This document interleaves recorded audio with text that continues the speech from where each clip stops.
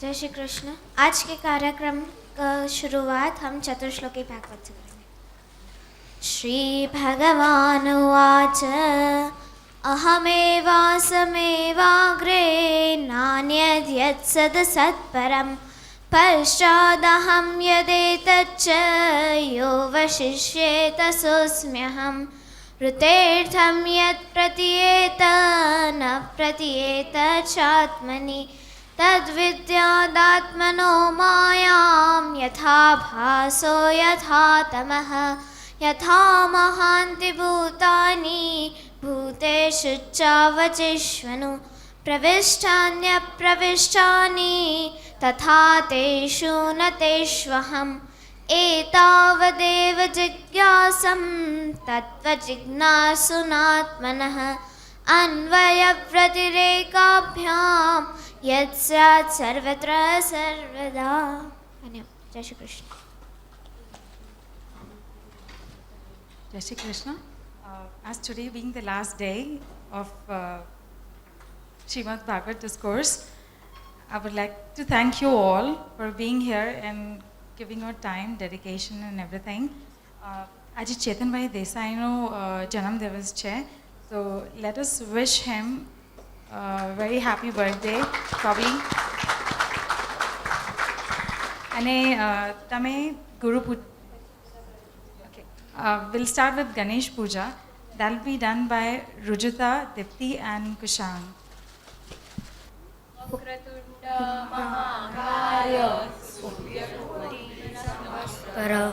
श्रीरित्यं वर्मे देव शतरारी संवत्परा. જય શ્રી કૃષ્ણ. હવે કૃતિકા પૂજા અને ચેતાલી અને હર્ષલ પોથી પૂજા માટે આવશે. या देवी सर्वभूतेषु विद्यारूपेण संस्थिता नमस्तस्यै नमस्तस्यै नमस्तस्यै नमो नमः.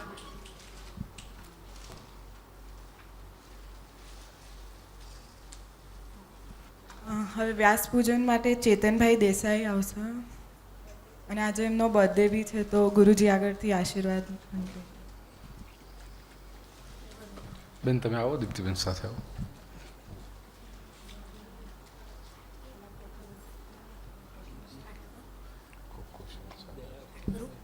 गुरु ब्रह्मा गुरु विष्णु गुरुदेव महेश्वरा गुरु साक्षात् परब्रह्म तस्मै श्री गुरुदेव नमः.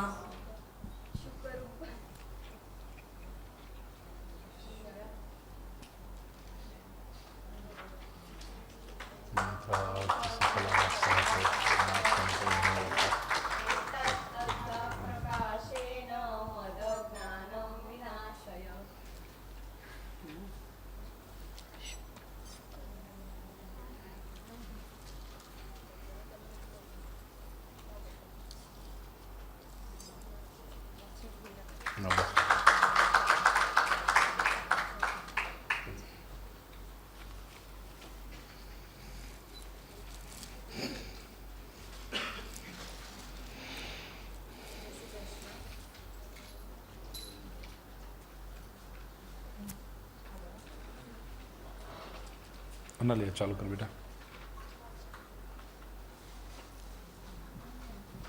हेलो, जय श्री कृष्ण. सबसे पहले मैं रिसोर्टना ओनर मिस्टर एंड मिसेस भंडारीનું મેનેજર યુવરાજભાઈ અને શ્યામભાઈ અને ડૉક્ટર રાજેશ શ્રીનિવાસનનું હાર્દિક સ્વાગત કરું છું.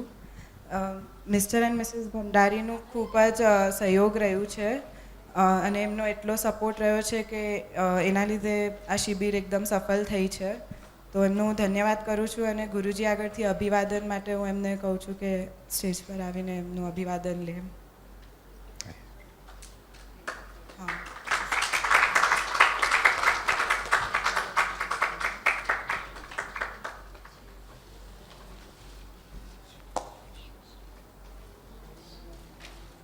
ईश्वर बहुत शक्ति प्रदान करे और ऐसे कई सत्कर्मों में आप निमित्त बनते रहे.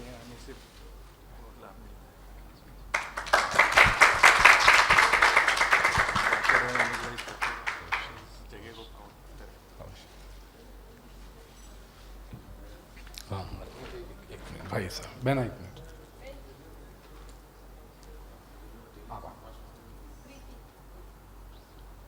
कौन सा स्वरूप आप चाहेंगे? राधा कृष्ण ये मंदिर में है तो खींच के आप रख सकते हैं।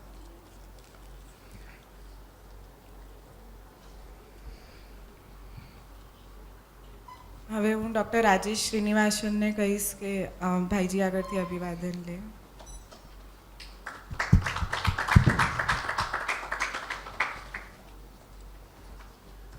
मुझे अभी यहाँ पे हम लोग धीरे धीरे अभी वेलनेस के जो प्रोग्राम्स हैं, योगा, मेडिटेशन, नेचुरोपैथी, मेरे साथ हैं राजेश बहुत श्रीनिवास सुंदर, हैं, बहुत सुंदर। सारा वही देखेंगे। वाह,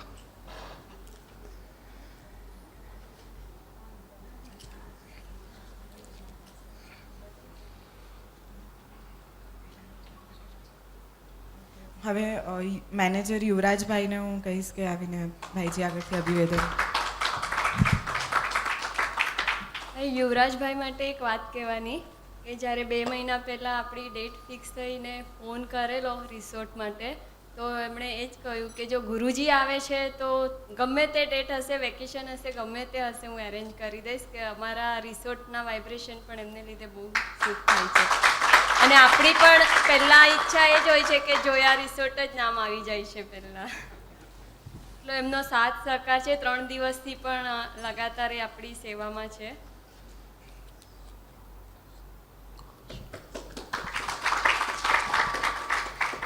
હવે મેનેજમેન્ટમાંથી શ્યામભાઈને હું કહીશ કે આવીને ગુરુજી પાસેથી.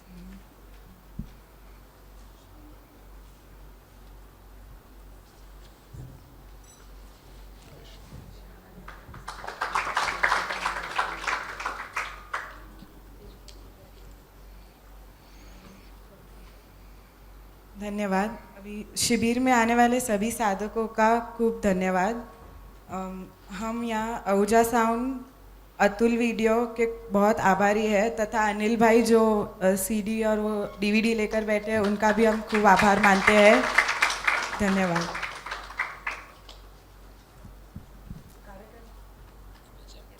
कार्यक्रम की शुरुआत की जाए. और अब अंत में प्रवचन शुरू करने से पहले मैं जिसको कहता हूँ मेरी जेन नेक्स्ट टीम, ये मेरी गैंग है, आ जाओ इधर सब, बेटा आओ.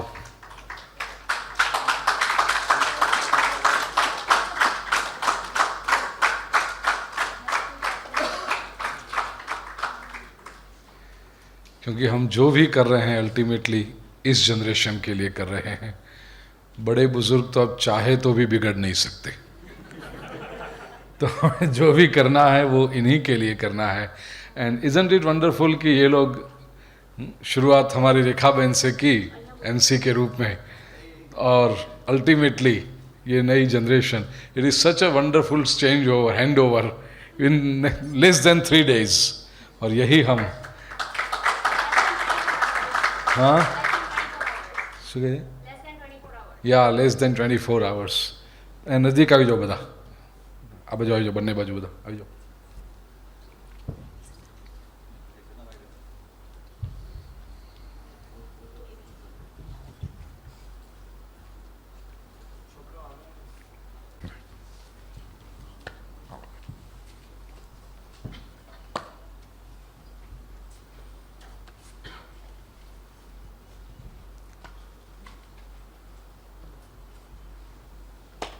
સરસ બોલી બેટા.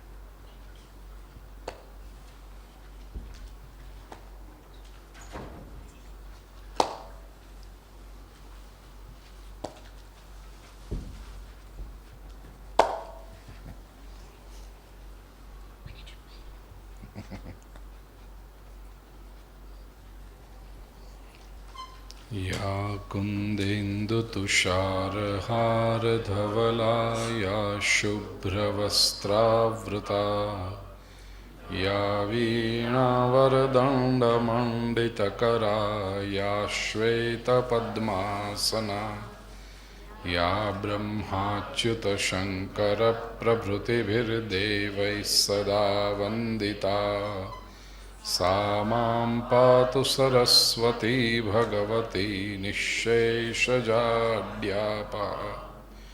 शुक्लां ब्रह्मविचारसारपरमाद्यां जगद्व्यापिनीं वीणापुस्तकधारिणीमभयदां जाड्यान्धकारापहां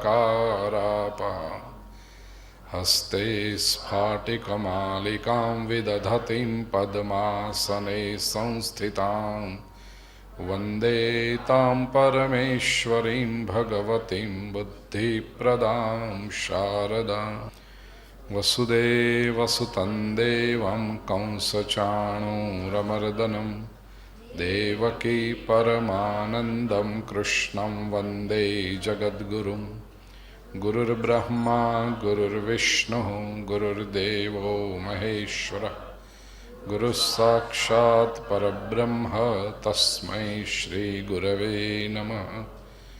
नारायणं नमस्कृत्य नरं चैव नरोत्तमं देवीं सरस्वतीं व्यासं ततो जयमुदीरयेत्।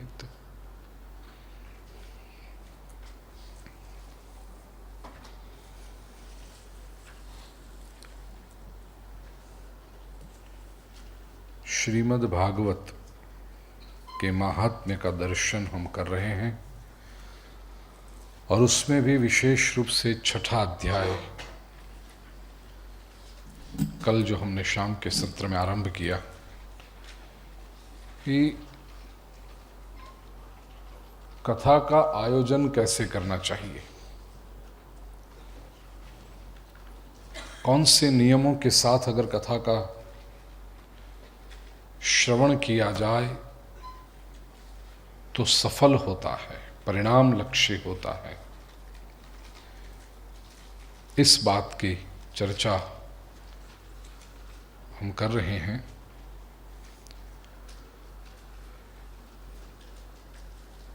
कब कथा करनी चाहिए,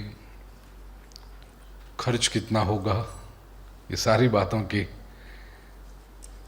मार्गदर्शन हमें स्वयं सनत कुमारों के मुख से मिल रहा है। जगह कौन सी पसंद करनी चाहिए, वक्ता कैसे हो, बैठना किस दिशा में है, और फिर भगवान की पूजा करके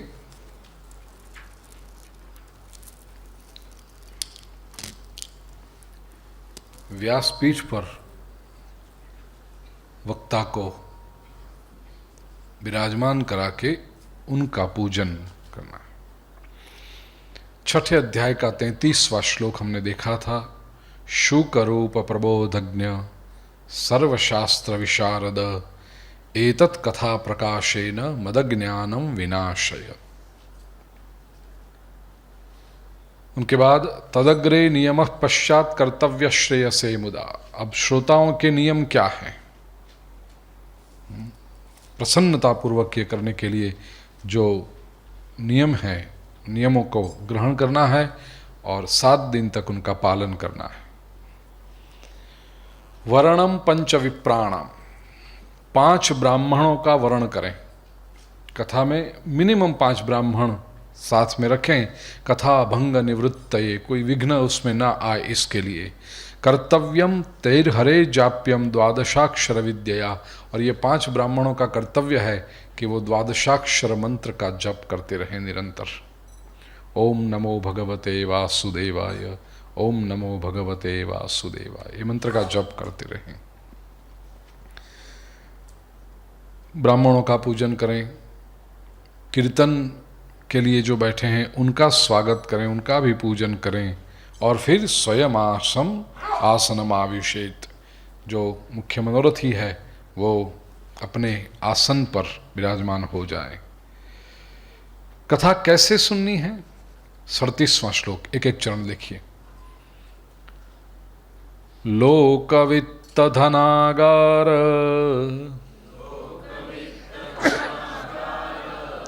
पुत्र चिंतां व्युदस्य च कथा चित्त शुद्धमते सलभेत् फलमुत्तमम्। लोक, वित्त, धनागार, पुत्र, ये 4 प्रकार की चिंता को व्युदस्य च, छोड़कर लोक की चिंता छोड़ें। समाज में क्या हो रहा है, कौन क्या कर रहा है, इस चिंता को छोड़ें। फिर वित्त की चिंता छोड़ें, संपत्ति की चिंता छोड़ दें, पैसा आएगा जाएगा क्या होगा। उस समय भागवत का जब अनुष्ठान करते हैं तब उस चिंता को छोड़ दें। नारायण के चरणों में आप समर्पित हो जाए, लक्ष्मी तो अपने आप आ जाएगी। तो लोक, वित्त, धनागार, धन की उसकी भी चिंता को छोड़ दें, और पुत्र चिंता मतलब संतानों की वो भी चिंता को छोड़ दें। कथा चित्त शुद्ध मते ही, शुद्ध चित्त से, शुद्ध बुद्धि से कथा में एकाग्र होकर के जो श्रवण करता है, स लभेत फलम उत्तमम, उसको उत्तम फल प्राप्त होता है। कथा का समय क्या होना चाहिए? आसूर्योदयमारभ्य सार्धत्रिप्रहरान्तकम् वाचनीया कथा सम्यक् धीरकंठम सुधीमता। आसूर्योदयमारभ्य, सूर्योदय से शुरू करनी चाहिए कथा कहना। आसूर्योदयमारभ्य सार्धत्रि प्रवरांतकम, स अर्धत्रि मतलब 3.5 प्रहर तक कथा होनी चाहिए। 4 प्रहर का दिन और 4 प्रहर की रात्रि होती है। 3.5 प्रहर मतलब रफली देखा जाए तो 9-10.5 घंटे तक, 3 घंटे का एक प्रहर होता है। 12 घंटे का दिन, 12 घंटे की रात्रि, तो 4 प्रहर हुए 12 घंटे में, तो रफली 3 घंटों का एक प्रहर हुआ। सार्धत्रि प्रहर, स अर्धत्रि 10.5 घंटे।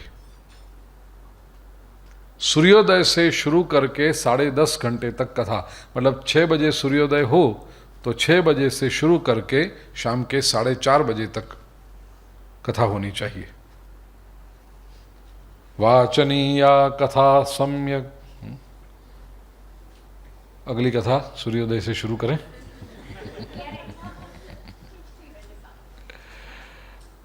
और वाचनीया कथा सम्यक धीरकंठम सुधीमता। मध्यम स्वर से, ये जो भी एकदम बहुत धीरे धीरे भी नहीं कि कोई सुन न सके और चिल्ला चिल्ला के भी नहीं, मध्यम स्वर से कथा। कथा विराम कर्तव्यो मध्याह्ने घटिका द्वयम। मध्याह्ने 12 बजे दोपहर के समय 2 घड़ी, 2 घड़ी मतलब कितना समय? यंग टीम मेरी 48 मिनट्स, पौने घंटे तक।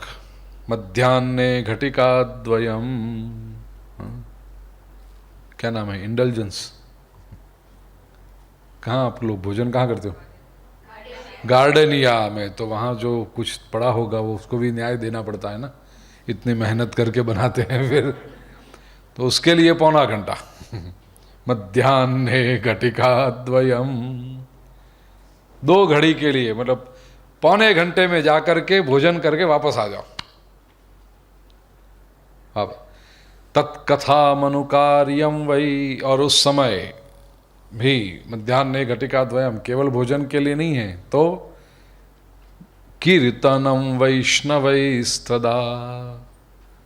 भोजन करते करते ये पनीर अच्छा फर्स्ट क्लास बनाए, ग्रेवी तो वाह क्या बात है, ये नहीं, श्री कृष्ण शरणम मम, श्री कृष्ण शरणम मम। आज ठाकुर जी को पनीर बहुत अच्छा लग रहा है। तो प्रसाद लेते समय भी ओम नमो भगवते वासुदेवाय, ओम नमो भगवते वासु, ये मध्याह्न कीर्तन। अच्छा, कथा के समय आहार कैसा होना चाहिए? तो कहा मलमूत्र जयार्थम ही लघ्वाहार सुखावह। मलमूत्र के विसर्जन पर कंट्रोल हो, मतलब चालू कथा में से भागना न पड़े, इसके लिए लघ्वाहार सुखावह, लघु आहार, कम भोजन करें।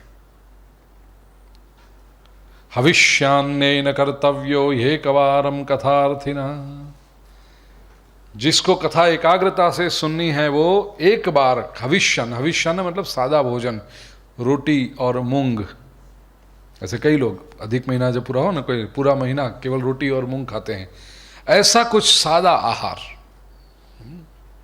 लेकर के 7 दिन का ऐसा संकल्प करें।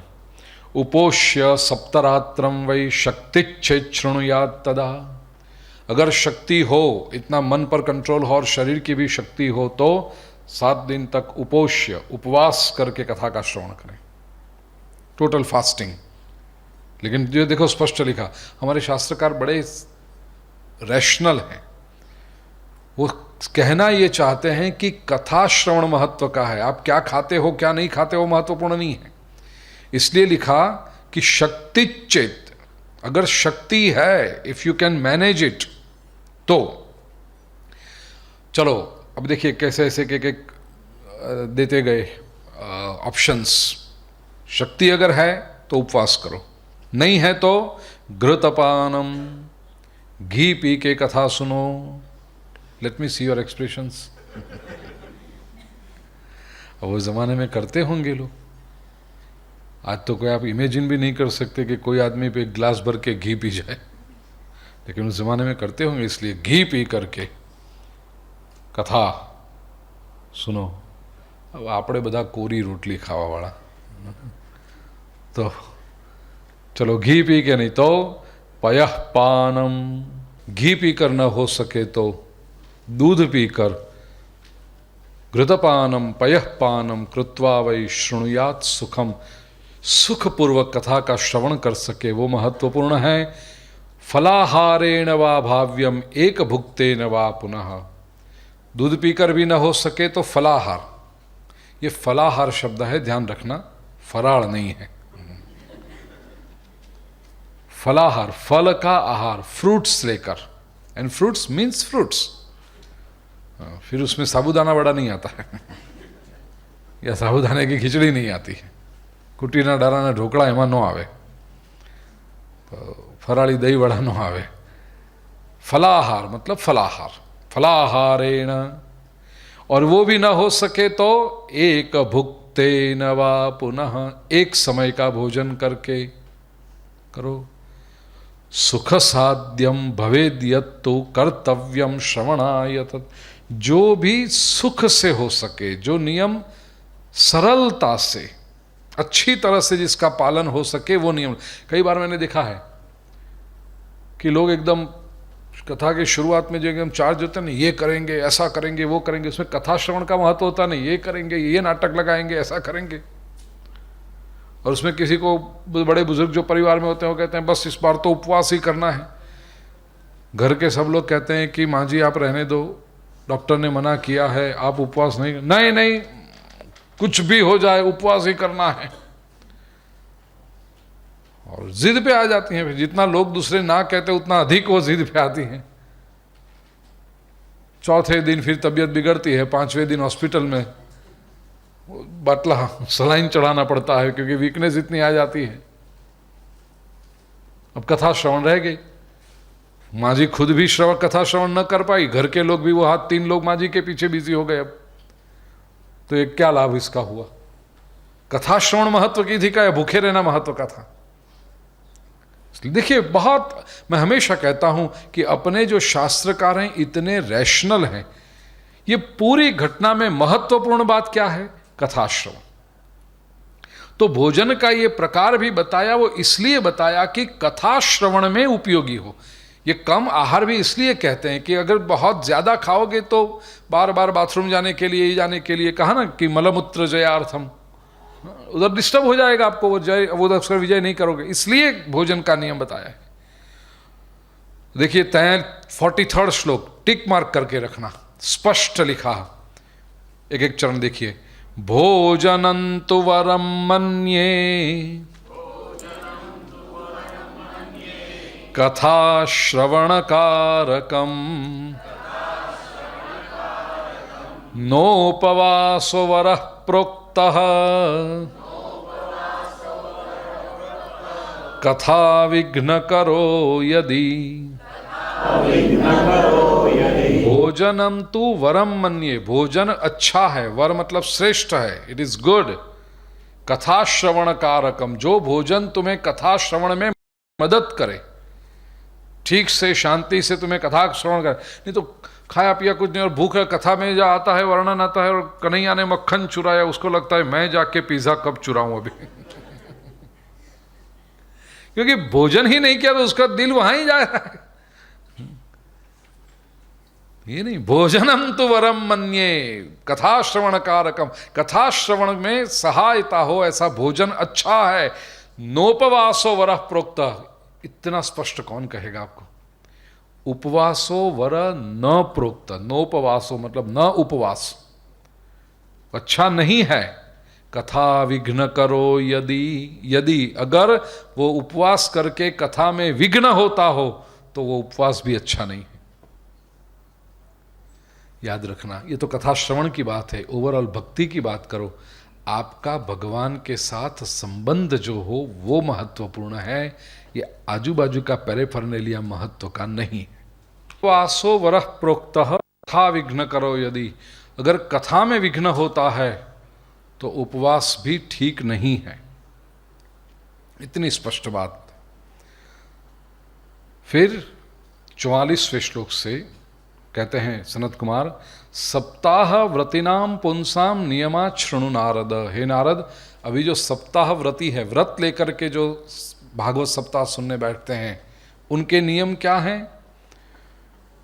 विष्णु दीक्षा विहीना नाम नाधिकार कथाश्रवे, जिसको भगवान विष्णु से प्रेम नहीं है, विष्णु दीक्षा मतलब कथा के अगले दिन किया जाता है ये प्रयोग, विष्णु दीक्षा दी जाती, तो उनको अधिकार बेहतर होता है।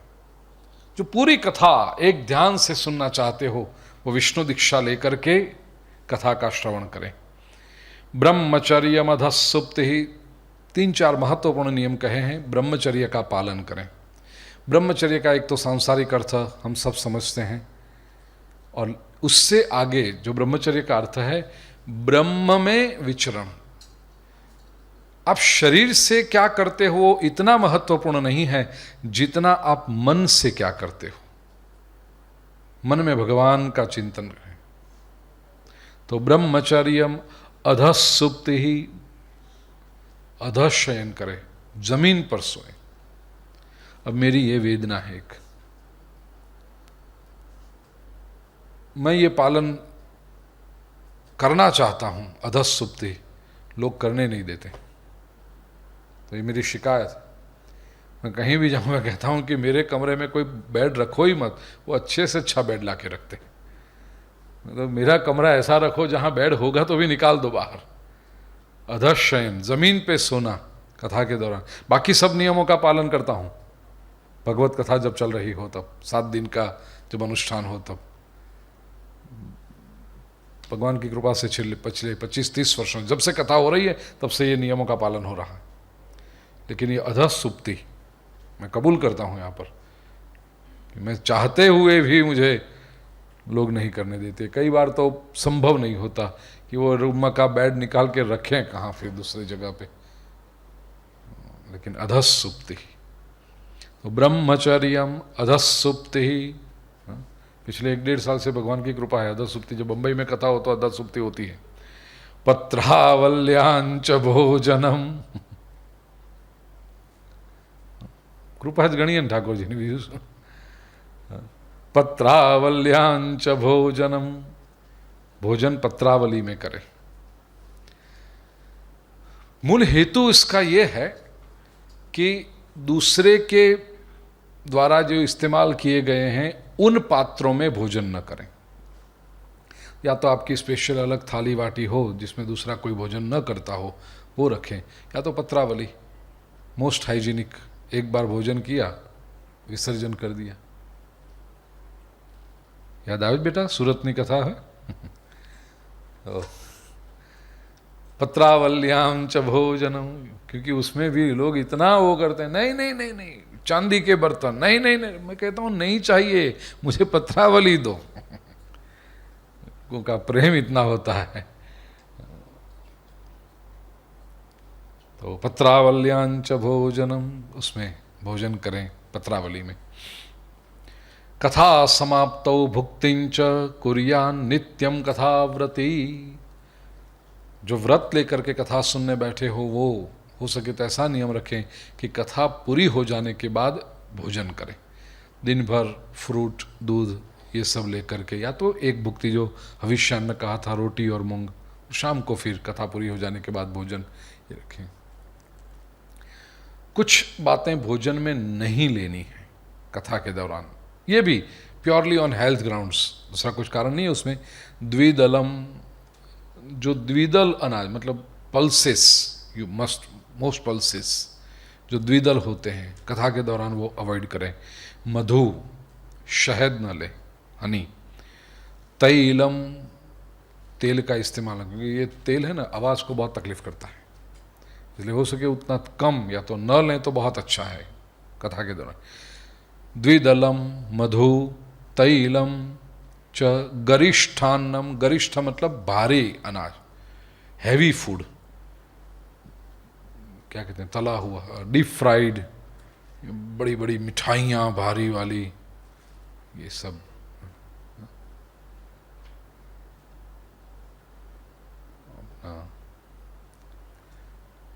तथैव भावदुष्टम, भावदुष्ट, किसी ने गलत विचार से बनाया हो अन्न, कथा के दरमियान वो न ले। भावदुष्ट अनाज, किसी की गलत दृष्टि पड़ गई हो उसके ऊपर, न ले। और वो तो मैं मानता हूं ऐसे भी न ले, कथा समय तो बिल्कुल न ले, नहीं तो ऐसे भी भावदुष्ट। आपके वहां नौकर है, आप कहते हो अच्छा बनाता है भोजन, ठीक है, टेस्टी बनाता होगा, लेकिन वो भोजन बनाते समय उसका भाव क्या रहता है। हमेशा मैं कहूँ, जो रसोई बनाता है ना आपके वहाँ, अगर आपने कुक रखा हो, भोजन जो आपका बनाता है उस आदमी को हमेशा तुष्ट रखना, संतुष्ट रखना, सभी को संतुष्ट रखना, आपके जितने आपके वहाँ काम करते हैं उनको, सबको। लेकिन विशेष करके जो भोजन बनाता हो आदमी, क्योंकि if he is not properly paid, उसको ठीक से सैलरी नहीं मिल रही है और वो भोजन बना रहा है आपका, टेस्टी फूड, 3 प्रकार की सब्जी, 4 प्रकार के नमकीन, 3 प्रकार की मिठाइयाँ बनवा रहे हो, और उस आदमी को उतना भी नहीं मिलता, वो याद करता होगा मेरे बच्चे घर पे भूखे हैं और यहाँ मैं ये बना रहा हूँ। ये भोजन आपको, आपकी उन्नति नहीं करेगा, ये दोष करता है ये भोजन। भावदुष्टम। इसका एक और उपाय, जो मैं, आप सब मेरे अपने हैं, नज़दीक के, इसलिए ये सब कथाओं में नहीं कहा जा सकता, लेकिन मैं हमेशा कहता हूँ शिविर में जब मिलते हैं ना तो इट्स लाइक एक परिवार, सत्कर्म परिवार में हम बैठे हैं, डिस्कशन कर रहे हैं, तो ये अपने हॉल में बैठे हैं ऐसा लगता है, घर में और बात कर रहे हैं। एक उपाय मैंने, जहाँ मुझे पता न हो, कई बार ऐसा हो जाता है, हो सके तब तक अवॉइड करते हैं, लेकिन जहाँ मुझे पता ना हो, सोच के जो मैं आचरण करता हूँ उसी का तो मैं उपदेश कर सकूँ। आई यूजुअली अवॉइड स्वीट्स, और हो सके तो नमकीन भी, क्योंकि ये जो भावदुष्ट होता है ना वो स्वीट्स पे ज़्यादा होता है, क्योंकि लोगों की आकर्षण उस पर अधिक होता है। वो जो आदमी गरीब होगा, जो बनाने वाला होगा, जो अपने परिवार के विचार करता होगा, मेरे बच्चों के लिए मिठाई ले जाओ, मेरे बच्चों के लिए करो, मेरे सब परिवार के लिए करो। I avoid sweets at other places. भावदुष्ट का सबसे अधिक प्रभाव उस पर होता है। कोई सब्जी बनाते समय जल्दी ऐसा विचार नहीं करेगा, थिंक अबाउट इट। रोटी बनाते समय जल्दी उसका, दाल चावल बनाते समय इसका प्रयोग विचार नहीं करेगा, लेकिन वो भावदुष्टि मिठाई में सबसे पहले आती है, दूसरी फिर नमकीन में आती है, फरसाण में। तो हो सके आप अगर बाहर कहीं भोजन कर रहे हो और आपको पता नहीं है कि आदमी कैसा है, अवॉइड स्वीट्स वहाँ पर। भाव दृष्टि का जो दोष है वो हो सके उतना कम हो जाएगा। भाव दुष्ट भोजन न ले।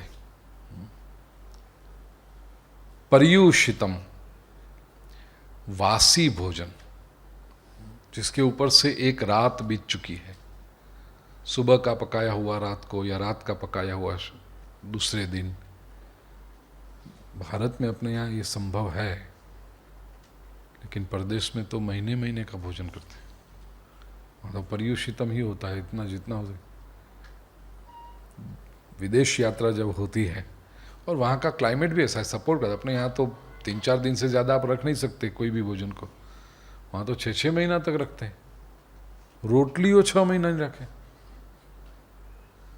हाँ, अभी तो मुझे पता चला, नहीं तो पहले मालूम नहीं पड़ता।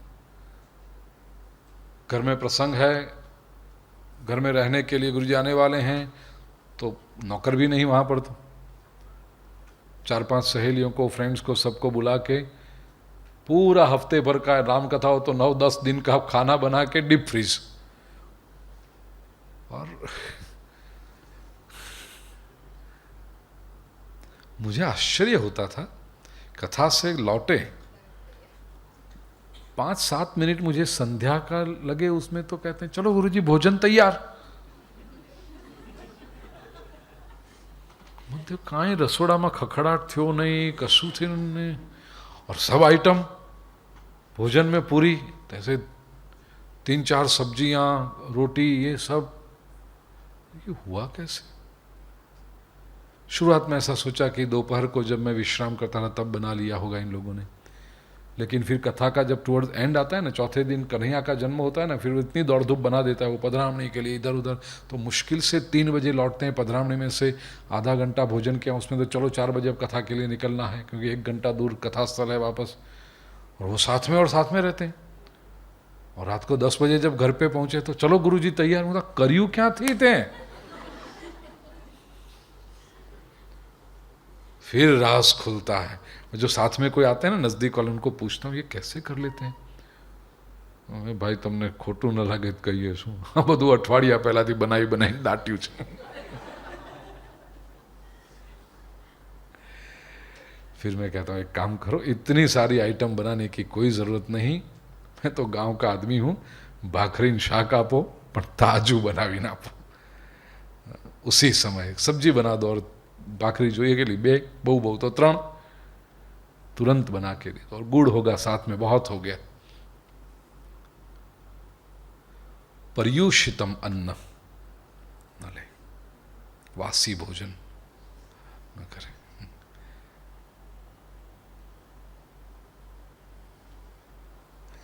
जहियान नित्यम कथाव्रती, जो कथाव्रती हो उसको ये आवश्यक है कि फिर कामम क्रोधम मदम मानम मत्सरम लोभमेव च। काम, क्रोध, मद मतलब अहंकार, मान की भावना, अभिमान, मत्सर, ईर्ष्या, लोभ, ग्रीड, दंभ, हिपोक्रेसी, मोह और द्वेष, दूर ये च कथाव्रती, कथा का व्रती हो, इसको ये सब चीजों से, ये सब विकारों से दूर रहना चाहिए। वेद वैष्णव विप्राणाम गुरु गोव्रतिनां तथा स्त्री राज महतान निंदाम वर्जयेद्य कथाव्रती। कथाव्रती इतने लोगों की निंदा न करे जो भागवत कथा श्रवण का पूर्ण फल प्राप्त करना चाहता हो। इन जनरल निंदा ही न करें, लेकिन अगर कुछ एक्सट्रीम आवश्यकता पड़ गई कि आपको किसी को कमेंट करना है, किसी को क्रिटिसाइज, लेकिन इतने लोगों को ना करें। वेद की निंदा बिल्कुल ना करें। डोंट क्रिटिसाइज नॉलेज, वेद की निंदा नहीं। फिर वैष्णव, भगवान विष्णु के किसी भक्त की निंदा न करें। विप्राणाम, ब्राह्मण की निंदा न करें। गुरु की निंदा न करें। गुरु, फिर कहा गो, गाय की निंदा न करें। गोव्रतिना मतलब गाय की सेवा जो करता हो उसकी निंदा न करें। स्त्री, किसी स्त्री की, किसी महिला की निंदा ना करें। हमारे यहाँ स्त्री को बहुत महत्ता दी है, बहुत आदर दिया है। देखिए किन सबके साथ में रखा स्त्री को। वेद की निंदा न करें, वैष्णव की निंदा न करें, ब्राह्मण की निंदा न करें, गुरु की निंदा न करें, गो सेवक की निंदा न करें, और साथ में कहा स्त्री की निंदा न करें। इतने पवित्र। राजा की निंदा न करें, और महतान निंदा, महापुरुषों की, those who have achieved something in life, उनकी निंदा ना करें। लोग उनकी तो पहले निंदा करते हैं ना, जो भी समाज में थोड़ा ऊपर उठता है उसी की तो निंदा शुरू हो जाती है। महताम की तो निंदा होती है ना। फाइनेंशियली थोड़ा ऊपर उठा तुरंत लोग निंदा करने लगते हैं, पता है उसका धंधा। अरे तुझे क्या पीड़ा है, लेकिन उसका धंधा तुझे पता है, तू करना। संपन्न हुआ है, परमात्मा की कृपा है उसके ऊपर, संपत्ति मिली, आगे आया, पुरुषार्थ किया है, मेहनत किया है, उसकी निंदा क्यों करते हो?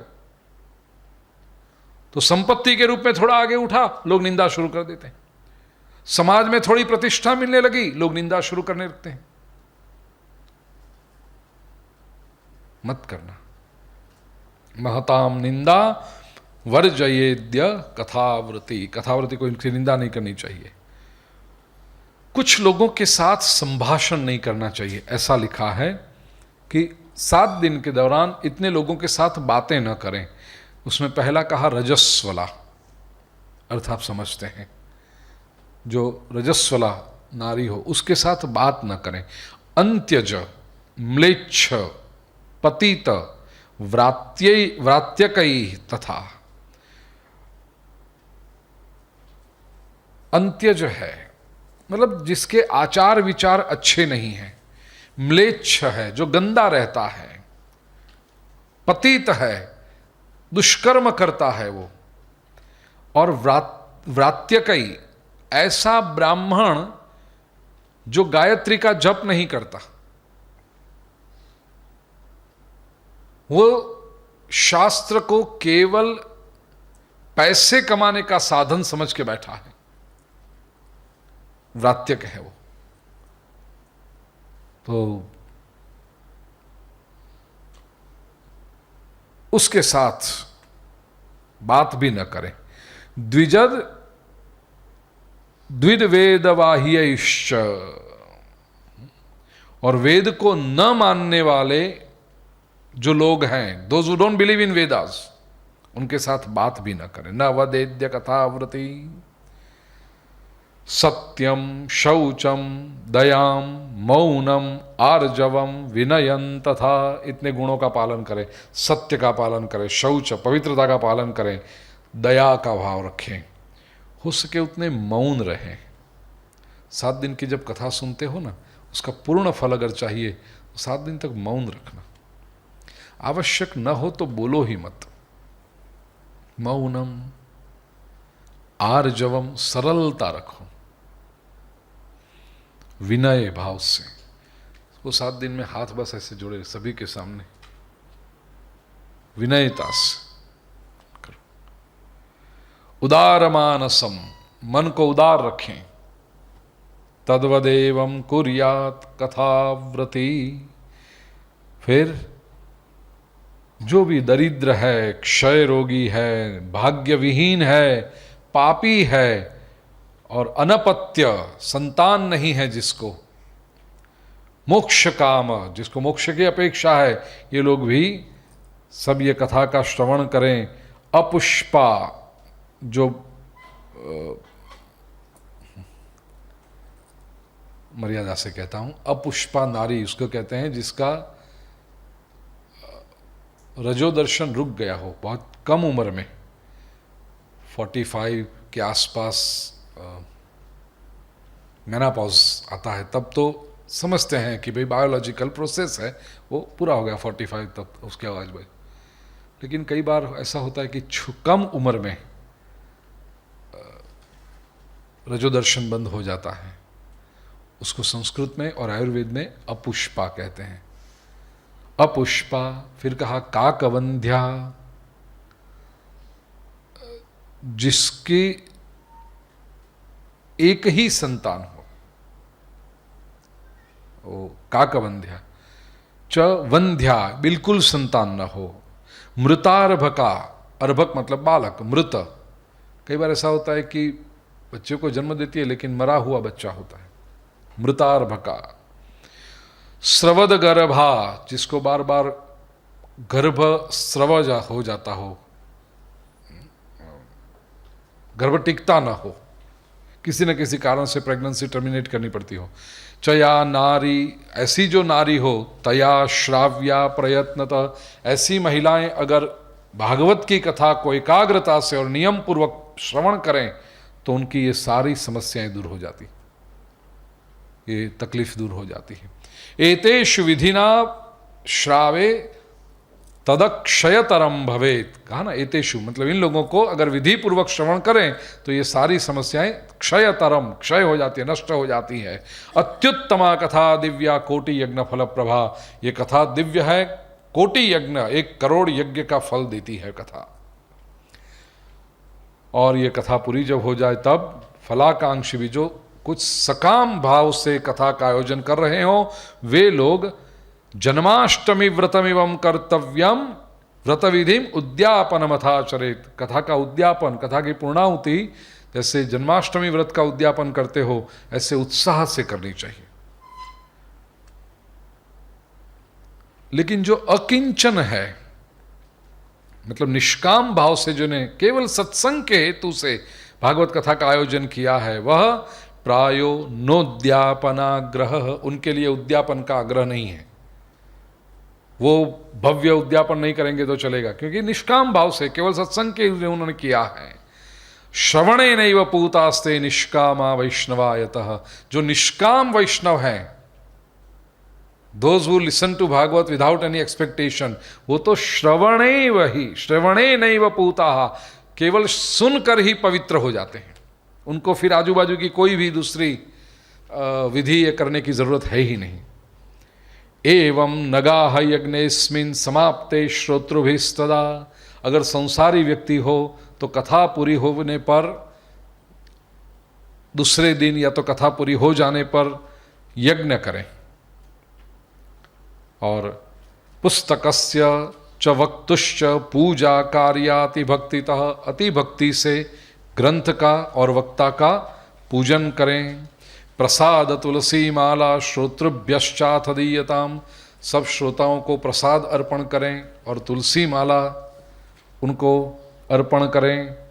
मृदंग ताल ललितम कर्तव्यम कीर्तनम ततः, मृदंग ताल से बहुत सुंदर भगवान का कीर्तन करते हुए, प्रभु का नाम जप करते हुए ग्रंथ को जय शब्दम नमः शब्दम शंख शब्दं च कारयेत, जय जयकार करें, नमस्कार करें, शंखनाद करें।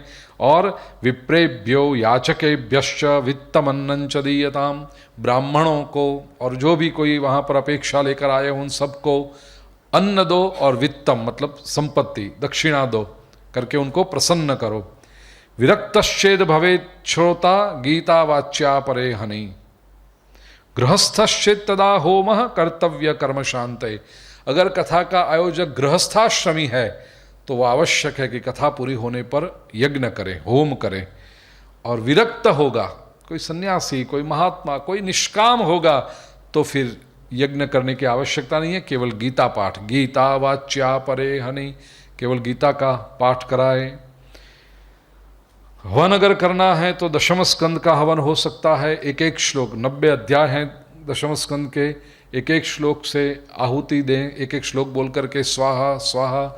अब वो यज्ञ करो तो 1.5 दिन लगता है, क्योंकि जैसा मैंने कहा हमने कि दशम आत्मदेव की बात में है ना कि दशम स्कंद के एक एक श्लोक का अगर पाठ भी करो तो 11 घंटे लगते हैं। फिर भगवान की पूजा, आवाहन, स्वाहाकार ये करो, और 11 घंटा कंटिन्यूस एक व्यक्ति पाठ करने के लिए बैठो तो नियम लेके बैठ सकता है, लेकिन यज्ञ करो तो सब लोग तो 11 घंटे तक एक साथ में बैठेंगे नहीं, तो naturally it is divided into 2 days। अब वो भी न कर सके, इतना न करें तो कहा दोषयो प्रशमानर्थंच पठेन्नाम सहस्रकम, विष्णु सहस्र नाम का पाठ करें। इसलिए या तो गायत्री मंत्र की आहुति दे, अथवा हवनम कुर्यात गायत्र्या सुसमाहित। गायत्री मंत्र मैं 61st और 63rd को साथ में ले रहा हूँ। गायत्री मंत्र की आहुति दें, क्योंकि ये महापुराण जो है वो गायत्री रूप ही है। तन्मयत्वा पुराणस्य परमस्य च तत्वतः, ये महापुराण गायत्री का स्वरूप ही है। और वो भी न हो सके तो विष्णु सहस्र नाम का पाठ करें। फिर 12 ब्राह्मणान पश्चात भोजयेन मधुपायसैः, इसके बाद 12 ब्राह्मणों को पायस मतलब खीर और मधु, सप्ताह के 7 दिन तो आपने नहीं लिया था शहद, लेकिन ब्राह्मणों को भोजन करा के बाद में फिर आप शुरू कर सकते हो। इसलिए खीर और मधु शहद उसका 12 ब्राह्मणों को भोजन कराएं। दद्यात् सुवर्णं धेनुंच व्रत पूर्णत्व हेतवे, व्रत की पूर्णता के हेतु के लिए गाय का दान करें और सुवर्ण का दान करें। शक्तौ पलत्रयमितम स्वर्ण सिंहम विधाय च, देखिए शास्त्रकार कहते हैं अगर शक्ति होगी तो, शक्तौ जिनकी शक्ति है, जो ठीक से करना चाहते हैं, पलत्रयम, पल मतलब तोला, त्रय 3 तोले का सुवर्ण का सिंह बनाए। पलत्रयमितम स्वर्ण सिंहम, सुवर्ण का सिंह बनाए। तत्रास्य पुस्तकम स्थाप्य, वो सुवर्ण का सिंह बनाए, उसके ऊपर पुस्तक रख के लिखितम ललिताक्षरम, पुराने समय की बात है, प्रिंटिंग थी नहीं टेक्नोलॉजी, तो पूरा भागवत ग्रंथ लिखकर वक्ता को अर्पण करें। आज लिख नहीं सकते, मैं कहता हूँ लिखने की ज़रूरत भी नहीं है, ग्रंथ प्रिंटेड तैयार मिलता है, लेकिन इसका मतलब नहीं कि प्रेस में छपा और दे दिया डायरेक्ट। एक बार पाठ करके फिर दें, तो जो लिखने का हेतु था वो आ गया। You have been through the entire Bhagavat once. तो जो बिल्कुल शास्त्र विधि से करना चाहते हैं उनको, ये सबको तो ये कह नहीं सकते, क्योंकि सब कहेंगे हाँ करके आएगा, तो फिर वो बताते ही नहीं ये सब। 3 तोला की बात करेंगे तो कहेंगे कथा नहीं करनी है लेकिन जो लिखा है, इसलिए एक बार पढ़ लें आप, क्योंकि लिखने में परिश्रम भी अधिक होता है और वो जमाने की बात है। हाँ, तो इसका अर्थ क्या हुआ, क्वालिफाइंग में कथा करने से पहले ये सारी तैयारियां हो जानी चाहिए। तो भागवत कथा जब आप करोगे उसके पहले स्वयं आपने मूल ग्रंथ का एक बार पाठ कर लिया। तत्रास्य पुस्तकम स्थाप्यम लिखितम ललिताक्षरम, ये ग्रंथ है। संपूज्या वाहनाद्यैस्तद उपचारै सदक्षिणम, इसको दक्षिणा के सहित उस ब्राह्मण को दान करें। वस्त्रभूषण गंधाद्यैहि पूजिताय यतात्मने, वस्त्र कपड़ा, भूषण आभूषण और गंध चंदन से पूजन करें। आचार्याय सुधीर दत्वा, कौन देगा, सुधी जो बुद्धिमान है वो, आचार्य को दत्वा मुक्तस्याद भवबंधनैहि, इतना जो करता है वो भवबंधन से मुक्त हो जाता है। एवं कृते विधाने च सर्व पाप निवारणे, ये विधान पूर्वक विधि पूर्वक करने से सारे पाप दूर हो जाते हैं। फलदम स्यात् पुराणंतु श्रीमद्भागवतम शुभम धर्म कामार्थ मोक्षाणाम साधनम स्यान्न संशय।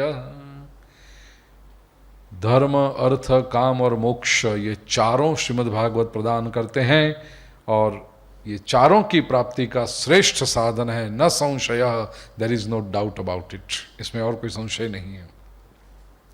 सनत कुमार अभी पूछते हैं नारद जी से, इति ते कथितम सर्वम किम भूय श्रोतुमिच्छसि। नारद जी, हमने आपको ये सब बता दिया, बोलो और कुछ। ज्ञान वैराग्य और भक्ति तीनों को पुष्टि आ गई, जवान हो गए तीनों। तारुण्यम परमम चाभूत सर्वभूत मनोहरम, सुंदर यौवन प्राप्त हुआ।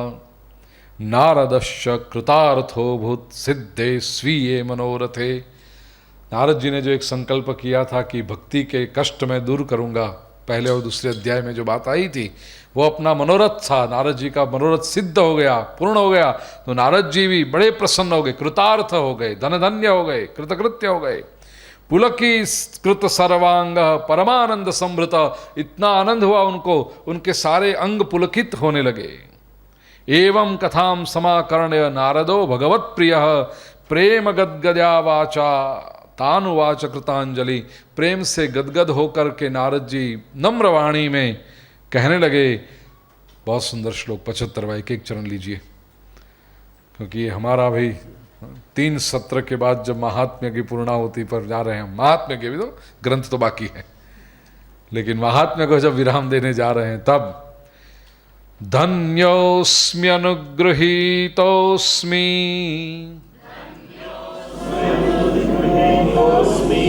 भवद्भिः करुणापरैः अद्य मे भगवान् लब्धः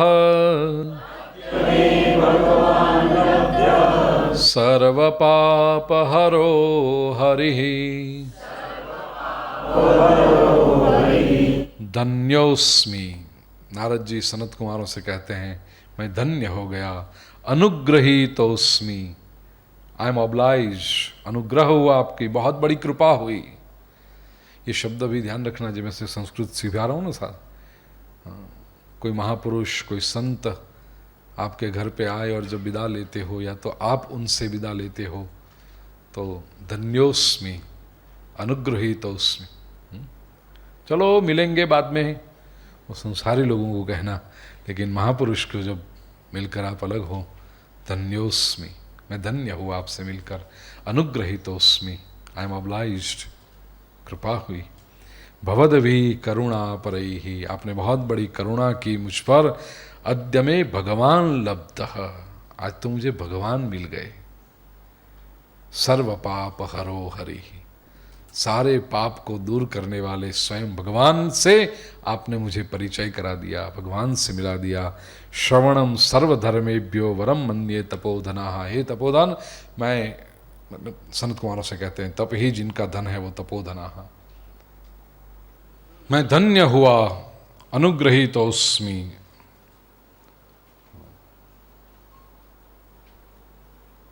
वैकुंठ से भगवान की प्राप्ति आपने मुझे करा दी।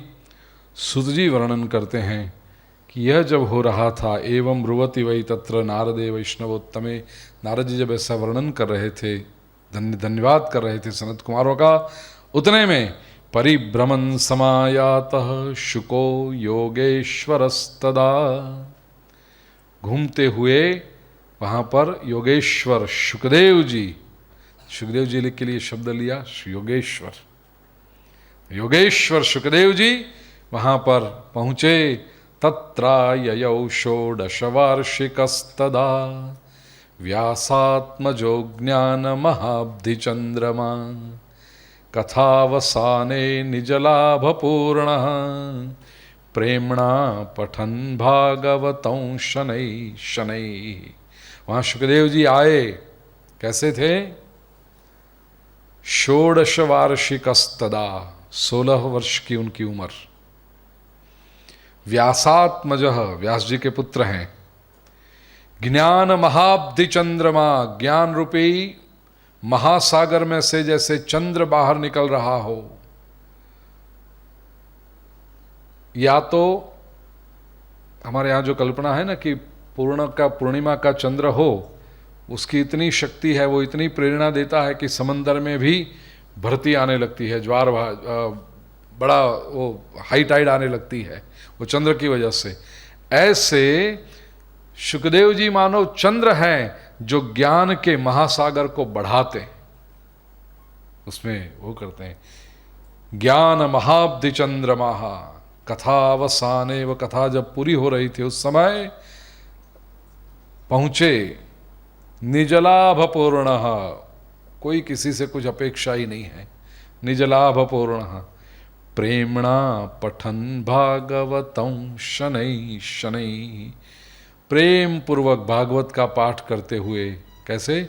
शनैः शनैः, धीरे धीरे भागवत जी का पाठ करते हुए शुकदेव जी वहाँ पर आए। सभी लोगों ने देखा शुकदेव जी को, सब अपने अपने स्थान पर खड़े हो गए, स्वागत किया। बोलिए श्री सुखदेव जी महाराज की। पूजन किया उनका, ऊंचे आसन पर उनको बिठाया। नारद जी ने भी पूजन किया। प्रीत्या सुरर्षिस्तमपूजयत सुखम स्थितो वदस्सं शृणुता अमलाम गिरम। सुखदेव जी ने धीरे से कहा, सुने। आगे के जो 4 श्लोक हैं वो सुखदेव जी श्रीमद् भागवत की महिमा समझाते। उसमें पहला श्लोक प्रथम स्कंद में जब आएगा ना तब हम करेंगे, क्योंकि वो प्रथम स्कंद के प्रथम अध्याय का 3रा श्लोक है, 4था श्लोक है। निगम कल्पतरोर्गलितम फलम शुक मुखादमृतद्रव संयुक्त, 3रा श्लोक जो मैंने पहले कहा। पिबत भागवतं रसमालयं मुहुरहो रसिका भुवि भावुका। तो सुखदेव जी ने कहा 81वां वो जो श्लोक है वह श्रीमद् भागवत के प्रथम स्कंद के प्रथम अध्याय का 2रा श्लोक है। धर्म प्रोज्जित कैतवोत्र परमो निर्मत्सराणां सतां वेद्यं वास्तवमत्र वस्तु शिवदं तापत्रयोन्मूलनम्। श्रीमद्भागवते महामुनिकृते किं वा परैरीश्वरः सद्यो हृद्यवरुध्यतेऽत्र कृतिभिः शुश्रूषुभिस्तत्क्षणात्। ये भागवत की महिमा क्या है? पूरे श्लोक का अर्थ नहीं करूंगा, केवल 4थी लाइन देखिए, अंतिम चरण उसका। सद्यो हृद्यवरुध्यतेऽत्र कृतिभिः शुश्रूषुभिस्तत्क्षणात्। श्रीमद् भागवत की कथा का परिणाम क्या है, या दूसरे अर्थों में कहे तो व्हाट इज द प्रूफ कि आपने भागवत की कथा सुनी? तो कहा सद्य, तुरंत ही, हृदयवरुध्यते, हृदय अवरुध्यते, हृदय में आकर बैठ जाते हैं। कौन? भगवान। शुश्रूषुभिः तत्क्षणात्। शुश्रूषा, शुश्रूषा मतलब सुंदर रूप से जिसने भागवत सुनी उसको यह अनुभव होता है कि हृदय में आकर के श्री ठाकुर जी विराजमान हो जाते हैं। You feel the presence of God. Bhagavat की कथा का ये और देखिए, चरण की शुरुआत और अंत दोनों एक ही प्रकार के शब्द से हुई। सद्य तत्क्षणात्। सद्य का अर्थ भी है इंस्टेंटली, तत्क्षणात्, एट दैट मोमेंट। तो ऐसा नहीं कि आज भागवत सुनो और 2 साल के बाद भगवान का अनुभव हो, नहीं, तत्क्षणात्, उसी वक्त। जैसे प्यास लगी और जैसे पानी पिया, ऐसा नहीं कि अभी पानी पिया और घंटे भर के बाद ऐसा लगेगा कि हां प्यास गई, नहीं, अभी पानी पिया और अभी प्यास दूर। भूख लगी, अभी भोजन किया और अभी भूख दूर। ऐसा नहीं कि अभी खाना खा लो और 2 घंटे के बाद डकार आएगा, नहीं, अभी आएगा। ऐसे भगवान की कथा आपने श्रवण की, उसका परिणाम क्या है? तत्क्षणात्, उसी समय लगता है कि भगवान है। 7 दिन की कथा सुनो, एकाग्रता से सुनो, जो नियम बताए हैं वो नियमों के अनुसार। गारंटी देता हूं, आज अखात्रिज का दिन है, 16 मई 2010, 16 मई 2010। गारंटी देता हूं मैं, 7 दिन तक एक आसन पर बैठकर एकाग्र चित्त से नियम पूर्वक कथा का पालन, कथा का श्रवण करो। 7 दिन में कहीं ना कहीं आपको ईश्वर के साथ अनुसंधान हो जाए। आपको लगेगा कि आपका इष्टदेव हृदय में विराजमान है, गोद में बैठकर कथा सुन रहा है। किसी न किसी सुंदर रूप से आपको उसका दर्शन हो जाएगा। ये श्रीमद् भागवत की महिमा है। शब्द स्वर 82वां श्लोक है, वो बड़ा प्यारा है। श्रीमद्भागवतम पुराण तिलकम यद वैष्णवानां धनम यस्मिन् पारमहंस्यमेव ममलं ज्ञानं परं गीयते यत्र ज्ञानविरागभक्तिसहितं नैष्कर्म्यमाविष्कृतं तच्छृण्वन् प्रपठन् विचारणपरो भक्त्या विमुच्येन्नरः। ये श्रीमद् स्वयं सुखदेव जी बता रहे हैं कि श्रीमद् भागवतम पुराण तिलकम, पुराणों का तिलक है, ये सबसे श्रेष्ठ है। यद वैष्णवानाम धनम, वैष्णवों का तो ये धन है। हमारी ये संपत्ति कौन सी? ये जो तुम गोद में लेकर बैठे हो ना श्रीमद् भागवत का ग्रंथ, ये अपनी असली संपत्ति है। It is our true wealth. संतानों के लिए हम अनगिनत संपत्ति छोड़कर जाएंगे, लेकिन सद्विचार अगर नहीं दिए होंगे, अच्छे विचार अगर नहीं दिए होंगे, तो वो अनगिनत संपत्ति हमारे संतानों को बिगाड़ने वाली बनेगी। और भले संपत्ति थोड़ी कम दी, लेकिन प्रभावी विचार दिए, अच्छे विचार दिए, तो उसमें भी वो सुखी होंगे। यद वैष्णवानाम धनम, ये हमारा धन है, ये हमारी संपत्ति है। और दूसरी बात, संपत्ति क्या होती है? संपत्ति की व्याख्या क्या है? अलग अलग दोगे आप व्याख्या। मेरी दृष्टि से संपत्ति की व्याख्या, वो संपत्ति वो है जो विपत्ति में काम आए, वो हमारी संपत्ति। इसीलिए तो इकट्ठा करते हो, नहीं तो क्यों इकट्ठा करते हो? नहीं, कल जाके कुछ हो जाने तो काम आ जाए। विपत्ति में जो काम आए वो संपत्ति। अब हम जो इकट्ठा करते हैं बैंक के लॉकर में, अकाउंट्स में, न जाने कहां कहां, वो विपत्ति में काम आता है। अनुभव तो ऐसा कहता है कि वो सब विपत्ति बढ़ाता है। जितनी संपत्ति बढ़ती है उतना टेंशन बढ़ता है, संभालना पड़ता है, टैक्सेशन की मारामारी करनी पड़ती है, और वो करते करते फिर 52 में हार्ट अटैक। क्यों? नहीं, बिजनेस इतना टेंशन था ना, तुम करता क्यों है फिर ये टेंशन? तो ये संपत्ति क्यों, जो अगर हार्ट अटैक ही लाना है उसमें से 45 में डायबिटीज, क्यों? टेंशन बहुत है। क्या काम का? तो विपत्ति, और फिर ये सारी संपत्ति काम आती है? नहीं आती। इस वक्त यही संपत्ति काम आएगी। सद्विचार अगर होंगे, व्यक्ति पॉजिटिव एटीट्यूड से आगे बढ़ता है। संसार की तकलीफें आती रहे, कर्म का कोई दोष होगा, कुछ भी होगा, छोड़ो, लेकिन अपना अगर पॉजिटिव एटीट्यूड बना रहे, वो सद्विचार के प्रभाव से होगा। श्रीमद् भागवत के माध्यम से अगर ठाकुर जी से जुड़े हुए हो, प्रभु से जुड़े हुए हो, तो समस्या अपना काम करती रहे, आप अपना काम करते रहो।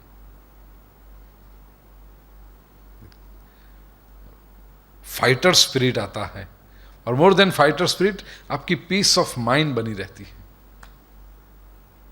बहुत महत्व। यद वैष्णवानाम धनम यस्मिन् पारमहंस्यमेव ममलम ज्ञानम परम गीयते, इसमें परमहंस की दीक्षा है, परमहंस का ज्ञान है। परमहंसों ने जो प्राप्त किया है वो विशुद्ध ज्ञान बताया गया है। यत्र ज्ञान विराग भक्ति सहितम नैष्कर्म्यमाविष्कृतम, ज्ञान वैराग्य भक्ति और निष्कामता का वर्णन किया गया है।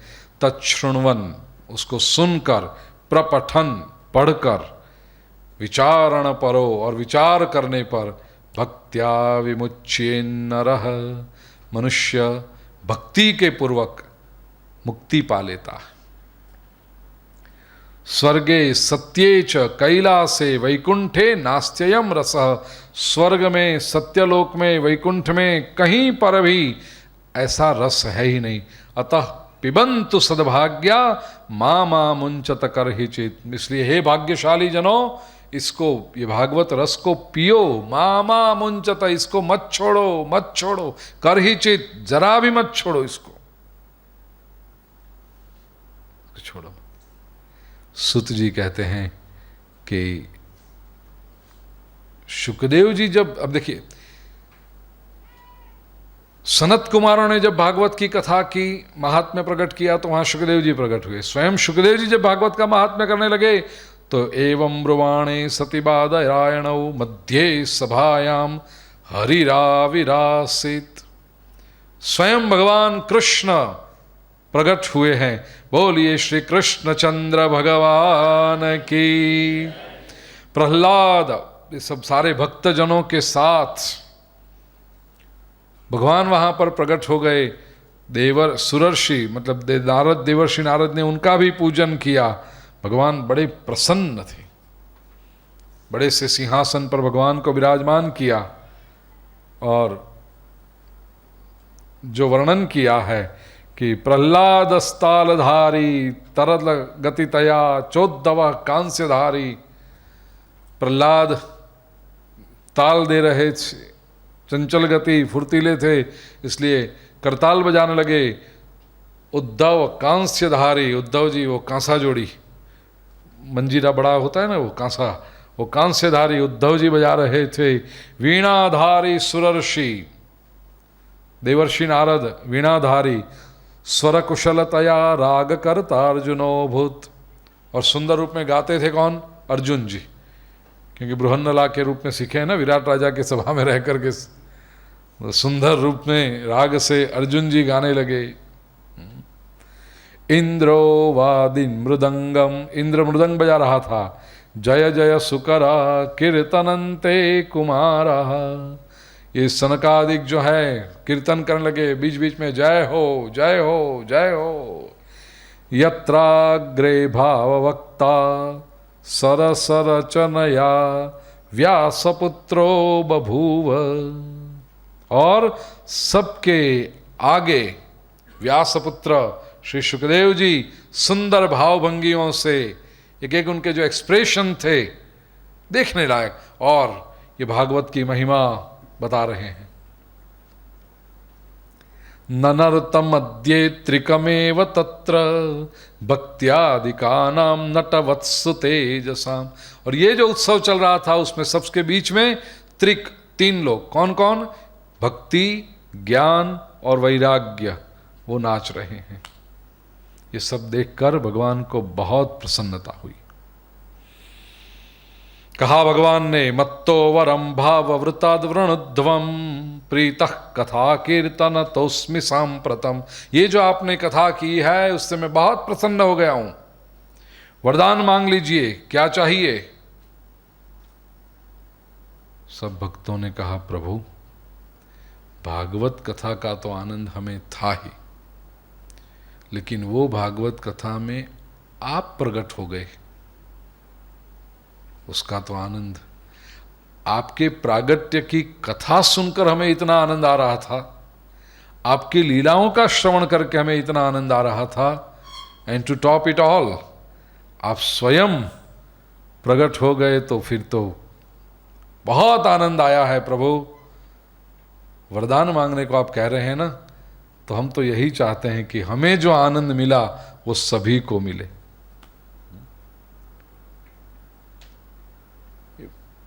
व्रत कथा जो आती है ना, श्रावण मास की कथा, शुक्रवार की कथा, गुरुवार की कथा, एकादशी की कथा, जो भी, वो सब शास्त्र में नहीं है, लेकिन अभी अभी निकल पड़ी है, कोई बात नहीं, उससे भी लोग भक्ति करते हैं तो उसमें, लेकिन उसमें जो अंतिम फलश्रुति आती है ना, उसमें एक वाक्य ऐसा होता है, विशेष करके गुजराती ट्रांसलेशन में, कि आ दशाમાં आने जेवा फळ्या एवा बधाने फळजो। हमेशा उसमें आता है ना, इनको जैसा हुआ वैसा सबको हो। तो यहाँ महात्मा लोग भी यही कहते हैं कि हमें जो आनंद मिला वो सभी को मिले। और हमें आनंद कैसे मिला? भागवत का तो आनंद था ही, लेकिन प्रभु आप प्रकट हुए, वो आनंद आया। तो बस प्रभु, अब जहाँ जहाँ भी भागवत की कथा हो वहाँ वहाँ आप उपस्थित रहना। और भगवान ने कहा, तथेति चोक्त्वान्तरधीयताच्युतः, तथा तथास्तु, ऐसा कह के भगवान अंतर्ध्यान हो गए। उसके पश्चात नारद जी ने भगवान के चरण और उनके पार्षदों को प्रणाम किया, शुकदेव जी आदि तपस्वियों को प्रणाम किया। लोगों को भी बहुत आनंद आया, उनका सारा मोह नष्ट हो गया है।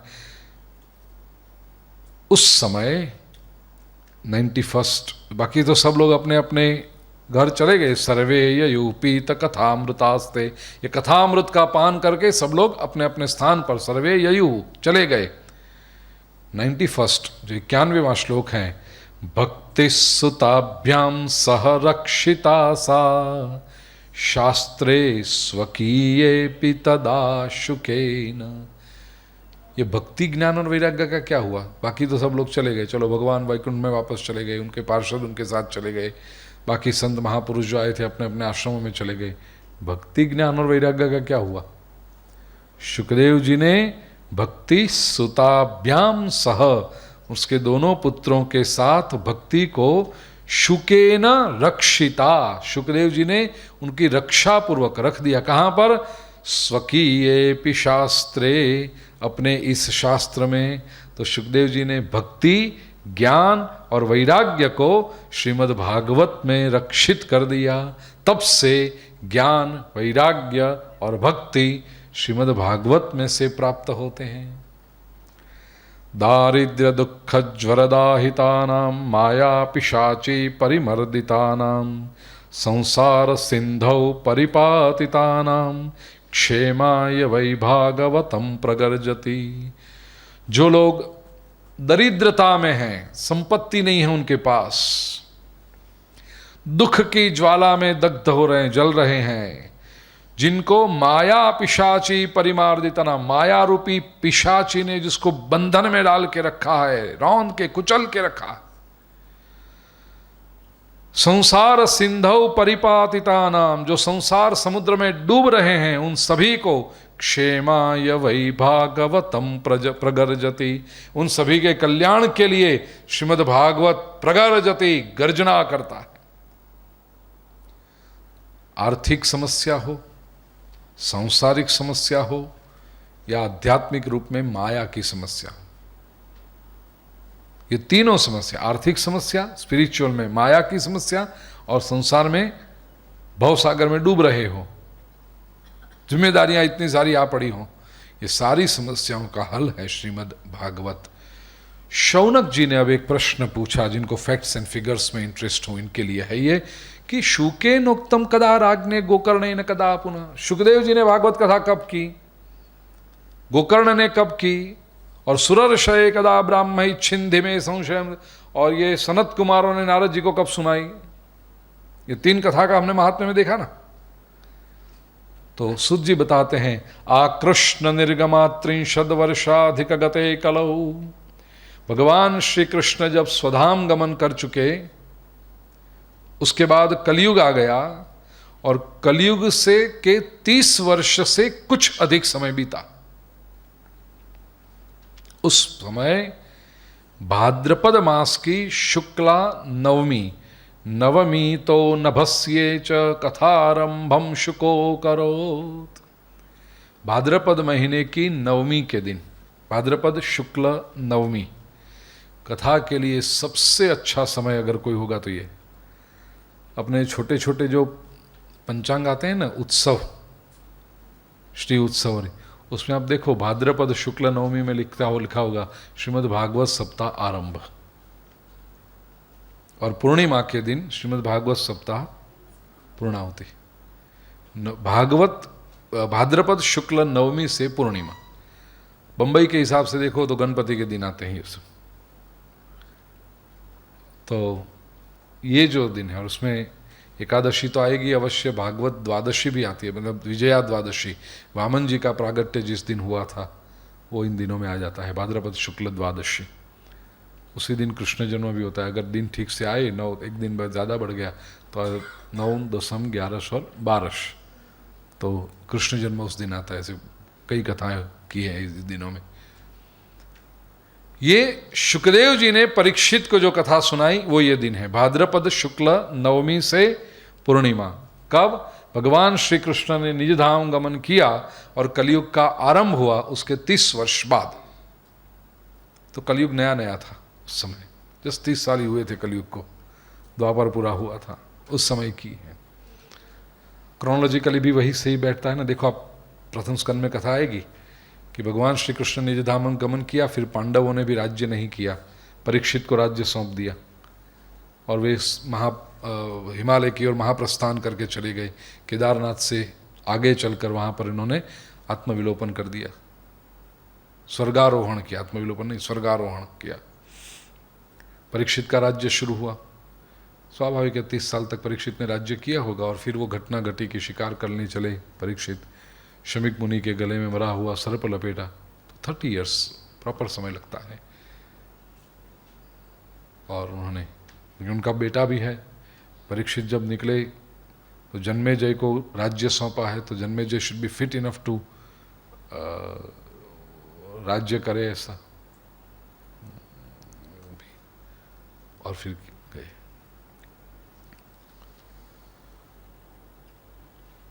उसके बाद परीक्षित श्रवणान तेच कलौ वर्ष शतद्वये, परीक्षित जी ने जो कथा सुनी उसके बाद कलयुग के 200 वर्ष बीत गए।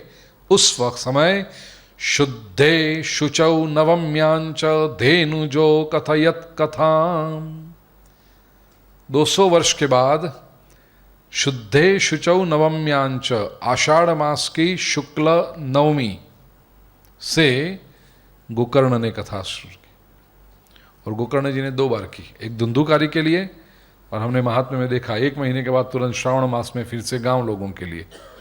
ये गोकर्ण की कथा के दिन है, आषाढ़ शुक्ल नवमी से पूर्णिमा। और तस्मादपि कलौ प्राप्ते 30 वर्ष गते सती, इसके बाद कलयुग के और 30 वर्ष निकले।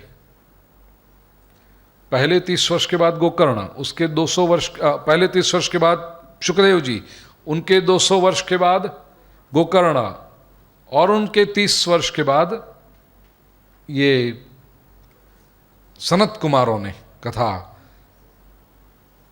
उचुरुजे सिते पक्षे नवम्याम ब्रह्मण सुता, कार्तिक शुक्ल नवमी से पूर्णिमा तक सनत कुमारों ने ये कथा की।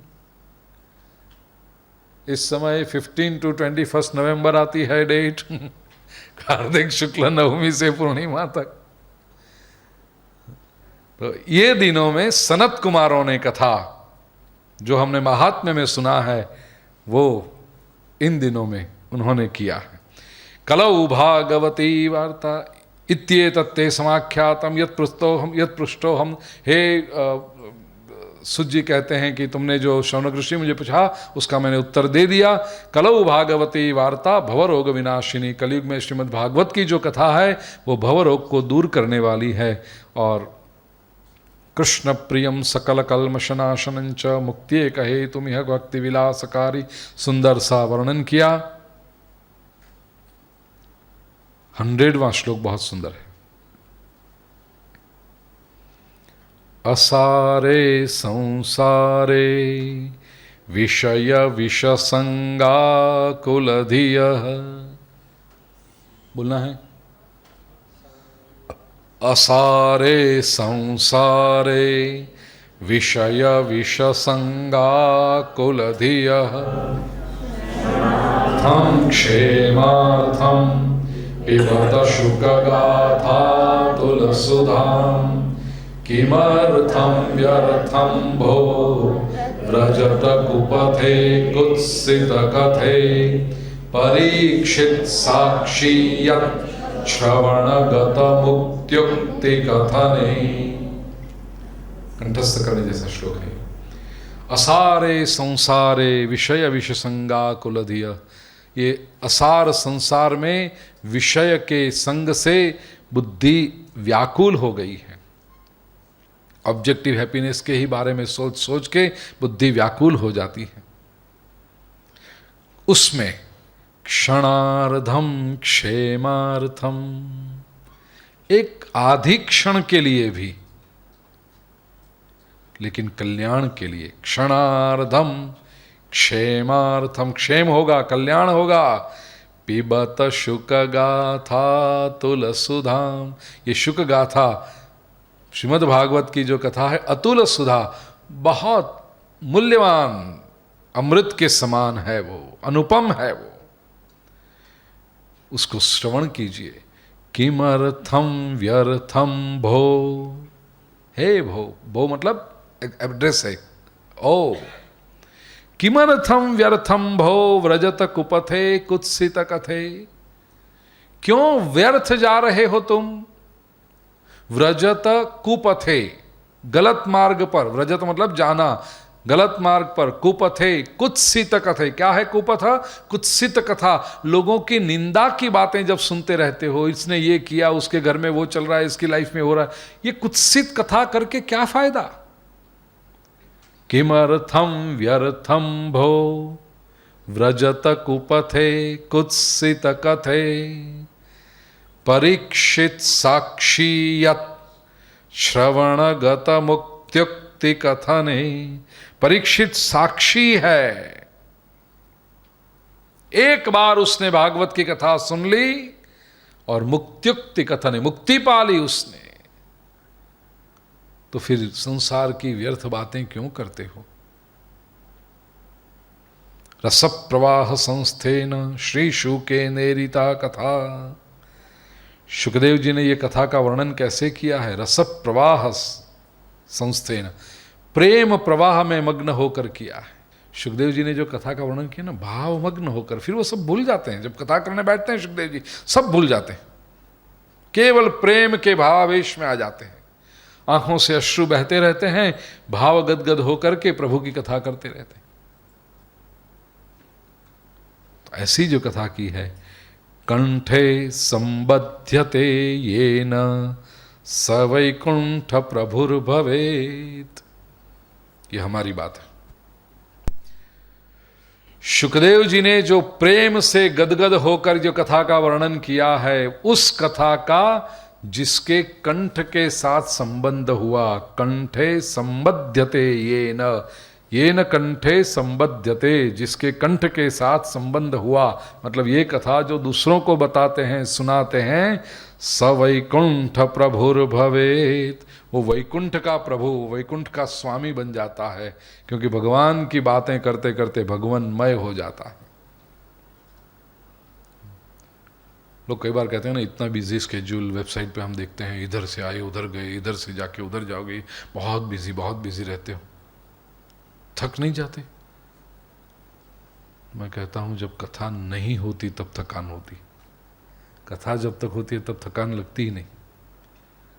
कथा पूरी होने के बाद लगता है कि हाँ थकान है, लेकिन और जिस दिन कथा न हो उस दिन तो बहुत थकान लगती है। कथा हो तो बैटरी चार्ज रहती है। ईश्वर की पायो परम विश्राम, व्यासपीठ पे जब बैठते हैं भगवान की कथा करते हैं ना, उस समय तो पायो परम विश्राम, परम विश्राम की अनुभूति, कोई झंझट नहीं, कोई चिंता नहीं, कुछ नहीं। जैसे बालक बाहर खेलता हो, बालक की भी अपनी दुनिया है, उसके भी अपने प्रॉब्लम है। पड़ोसी के पास अच्छा खिलौना आ गया, मेरे पास नहीं आया, सामने वाले ने मारा, उसने मेरा ये कर लिया, उसने ऐसा किया। बालक को भी, उसको भी इतने टेंशन है, अपने हमें लगता है बालक है क्या टेंशन उसको, लेकिन उसको भी अपनी चिंता है, उसको भी अपने, कोई गाना था ना, टेंशन टेंशन टेंशन, वो बच्चे को भी टेंशन सब। लेकिन बालक जब मां की गोद में आकर बैठता है, सारे टेंशन को भूल जाता है। एक बार मां सर पे हाथ घुमाए और पूरी सारी चिंताओं को छोड़कर बालक शांति से मां की गोद में सो जाता है। तो हमारे लिए ये व्यास जी की गोद है ना, गादी, मां की गोद के समान। जितनी समस्याएं हो, जितनी टेंशन हो, जितनी दौड़ धूप हो, जितनी विपरीतताएं हो, यहां जब तक बैठते हैं तब तक शांति है। उतरने के बाद बदा भूत आविन वळगेच पछे। यहां जब तक बैठे हैं, पायो परम विश्राम,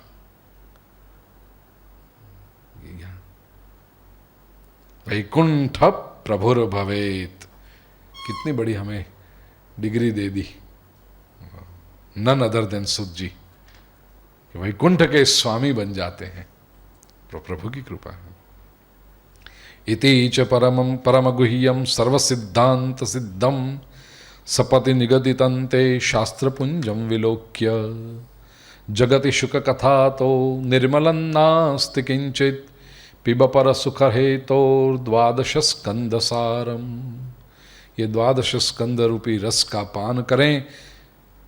सभी शास्त्रों के सिद्धांतों का ये निचोड़ है। इससे पवित्र और कोई वस्तु है ही नहीं। और जो व्यक्ति, अंतिम श्लोक में फलश्रुति कही कि जो व्यक्ति नियम पूर्वक इस कथा का भक्तिभाव से श्रवण करता है और शुद्ध अंतःकरण से एताम यो नियततया शृणोति भक्त्या, नियततया नियम पूर्वक और भक्ति से शृणोति श्रवण करता है, यश्चैनाम कथयति शुद्ध वैष्णवाग्रे, शुद्ध वैष्णवों के सामने जो सुनाता है, मतलब वक्ता और श्रोता दोनों को, तौ सम्यक विधिकरणात् फलम लभेते, उन दोनों को विधि का पूरा पूरा पालन करने के कारण इसका यथार्थ फल मिलता है। क्या है वो? याथार्थ्यान नहीं भुवने किमप्य साध्यम। ये त्रिलोक में उनके लिए असाध्य, इम्पॉसिबल क्या है? कुछ नहीं। कल्पवृक्ष है ना, वो जो भी चाहते हैं, जो भी इच्छा करते हैं, मिल जाता है। इति श्री पद्म पुराणे उत्तरखंडे श्रीमद्भागवत महात्म्ये श्रवण विधि कथन नाम षष्ठोऽध्यायः। श्री कृष्णार्पणमस्तु।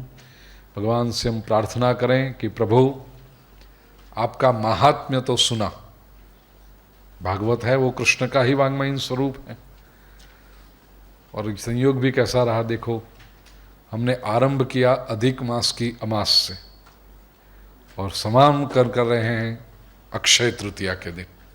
भगवान ने हमारे लिए एक दिन भी कम कर दिया, नहीं तो अक्षय तृतीया कल होती थी ना, अमास हुई तो फिर तीसरे दिन होती है ना।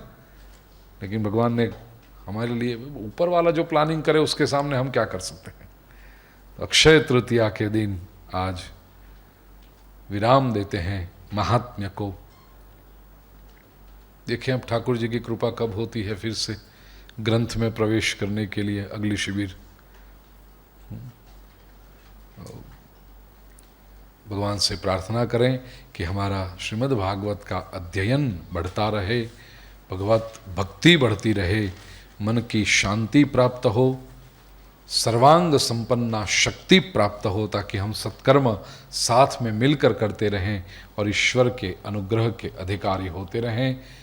किसी भी व्यक्ति का नाम न लेते हुए, क्योंकि सब आप मेरे अपने हो, जिन जिन लोगों ने तन मन धन समय या तो अपनी एक्सपर्टीज किसी भी रूप की, जिसको किसी की कुछ योग्यता है, किसी की कुछ योग्यता है, किसी न किसी रूप से इस सत्कर्म में जुड़े और परमात्मा के चरणों में अपनी सेवा अर्पण की, उन सभी पर प्रभु की कृपा वृष्टि होती रहे और हमारे सत्कर्म करने की शक्ति बढ़ती रहे। यही सद्भावना के साथ आइए सब साथ में मिलकर प्रार्थना के श्लोक। त्वमेव माता च पिता त्वमेव, त्वमेव बन्धुश्च सखा त्वमेव, त्वमेव विद्या द्रविणं त्वमेव, त्वमेव सर्वं मम देव देव। कायेन वाचा मनसेन्द्रियैर्वा बुद्ध्यात्मना वा प्रकृते स्वभावात् करोमि यद्यत् सकलं परस्मै नारायणायेति समर्पयामि। मूकं करोति वाचालं पङ्गुल्लङ्घयते गिरिं यत्कृपातमहं वन्दे परमानन्दमाधवं। गुरुर्ब्रह्मा गुरुर्विष्णुः गुरुर्देवो महेश्वरः, गुरुः साक्षात् परब्रह्म तस्मै श्रीगुरवे नमः। कृष्णाय वासुदेवाय हरये परमात्मने प्रणतः क्लेशनाशाय गोविन्दाय नमो नमः।